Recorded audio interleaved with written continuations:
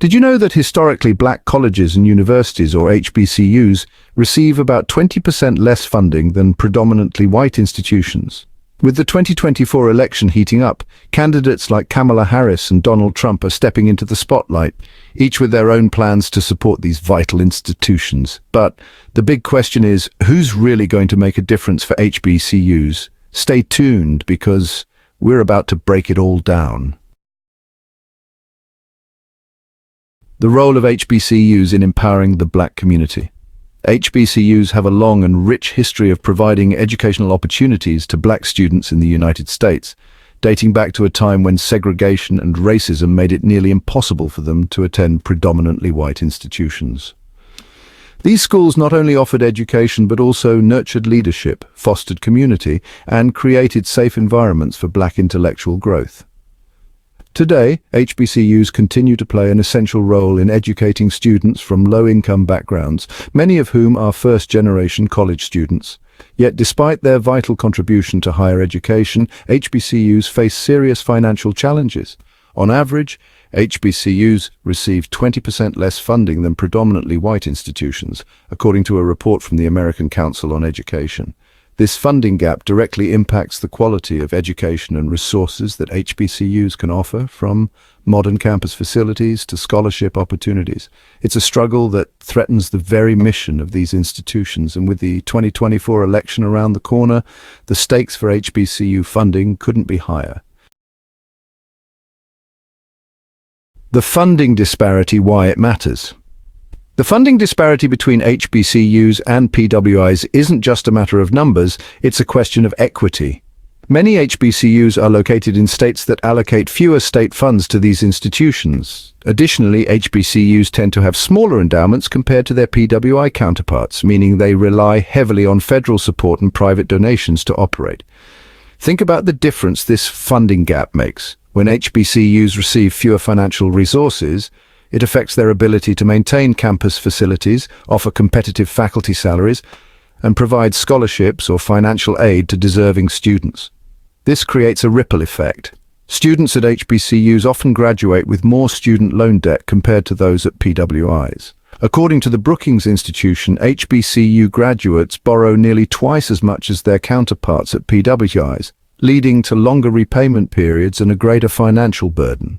With this in mind, the 2024 election is pivotal in determining the future of HBCU funding. Will these institutions finally receive the equitable support they deserve, or will they continue to struggle? This is where candidates like Kamala Harris and Donald Trump come into the picture. Kamala Harris, championing HBCUs. As a graduate of Howard University, one of the most prestigious HBCUs in the nation, Kamala Harris has long been vocal about the importance of HBCUs in shaping black leaders and empowering students. She understands firsthand the transformative power of these institutions and has made HBCU support a key issue in her political career.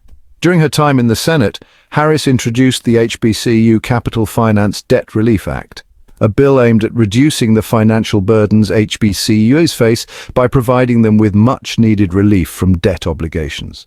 She also proposed legislation that would increase federal funding for HBCUs, ensuring that these schools have the resources necessary to improve facilities, expand programs, and provide more scholarships.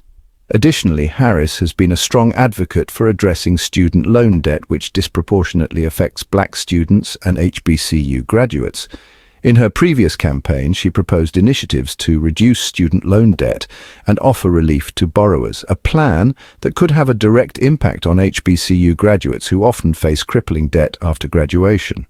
Harris has consistently emphasized the importance of equitable funding for HBCUs and pledged to make these institutions a priority in her administration if elected. But what exactly does she promise for the future of HBCUs? In her recent campaign speeches, Harris has called for a comprehensive investment in HBCUs, highlighting that these schools are more than just educational institutions. They are cultural and historical pillars of the black community. She proposes directing more federal funding to support STEM programs, improving campus infrastructure, and addressing the debt burden that many students face. For HBCUs, Harris's election could mean a significant boost in financial support and a stronger commitment to leveling the playing field between HBCUs and PWIs. Donald Trump, a mixed legacy on HBCU support. On the other side of the political spectrum, Donald Trump has a somewhat mixed record when it comes to HBCU support. During his presidency, Trump signed the Future Act in 2019, which secured permanent funding for HBCUs. This legislation was seen as a major win for HBCUs as it provided predictable and ongoing financial support for these schools, allowing them to plan and allocate resources with more confidence. In addition, Trump hosted HBCU leaders at the White House and established a federal initiative to promote HBCU excellence. His administration's executive order on White House initiative on HBCUs aimed to increase private sector investments in HBCUs and improve access to federal resources. However, despite these initiatives, critics argue that Trump's overall policies fell short of addressing the deeper systemic issues that HBCUs face. While the Future Act was a positive step, it didn't tackle the root causes of the funding disparity between HBCUs and PWIs. Furthermore, many of Trump's policies, particularly those on race and education, were viewed as divisive and out of touch with the needs of the black community.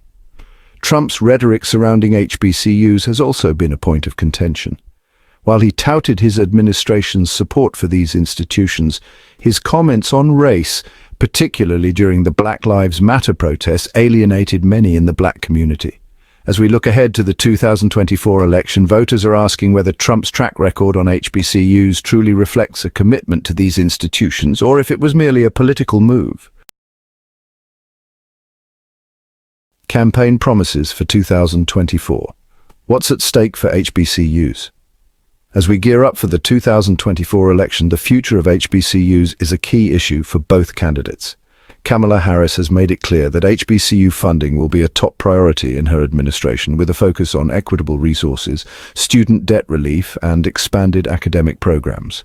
Her vision is one of long-term investment in HBCUs, aiming to close the funding gap and ensure that these schools continue to provide opportunities for black students. Donald Trump, on the other hand, is likely to emphasize his past support for HBCUs through the Future Act and his administration's initiatives to promote private investments in these institutions. However, voters will need to weigh whether his track record matches the long-term needs of HBCUs and whether his policies have done enough to address the systemic challenges these schools face. Conclusion. Who will truly support HBCUs? As the 2024 election approaches, the choice between Kamala Harris and Donald Trump represents a critical moment for the future of HBCUs. Harris offers a vision of equity and long-term investment, with policies designed to address the funding disparities and student debt that have plagued these institutions for decades. Trump, meanwhile, points to his previous efforts to secure funding for HBCUs, though many argue that his support has been inconsistent and failed to address deeper issues. For voters who care about the future of HBCUs, the stakes are high.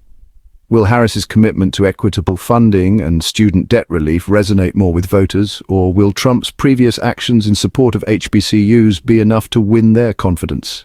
Now it's your turn.